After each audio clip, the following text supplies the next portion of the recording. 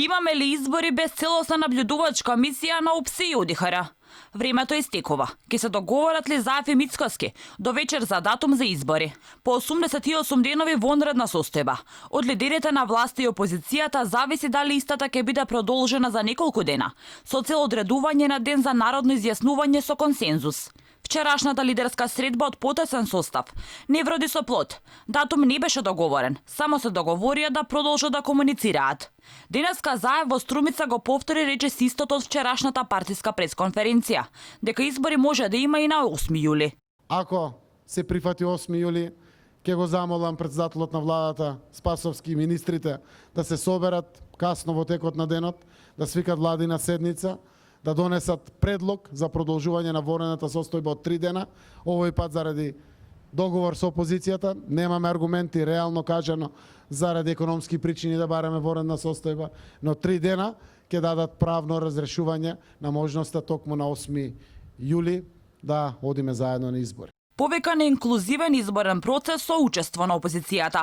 Од ВМРО ДПМН пак вела дека Пендаровски учествувал во одлука за брзи избори, без наблюдувачи од ОПСЕ и на директна штета на здравјето на граѓаните. Стево Пендаровски самиот изјави на 15 мај дека нема ни да помислува како институција да учествува во избори кои нема да бидат наблюдувани од ОПСЕ и ОДИХР.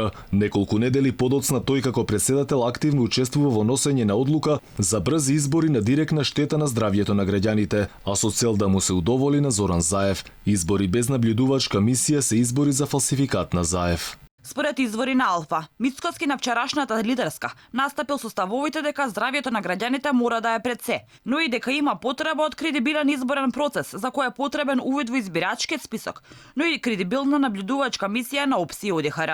Од СДСМ пак вела дека ВМРО ДПМН правеле збрка со правни прашања на лидерската. Додека ВМРО ДПМН и СДСМ преговараа за избори, од партијата на интегративците го повторуваат ставот дека е време за албанец премиер.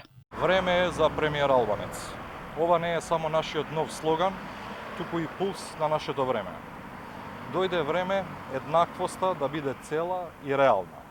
Нашите деца да видат дека ние денес и тие утре можат да постигнат се во својата земја.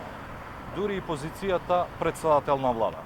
Доколку во следните часови нема договор, вонредната состојба ќе заврши, пошто ќе се активира уредбата донесена од страна на владата за продолжување на изборните дејствија, пошто избори ќе има на 5 јули.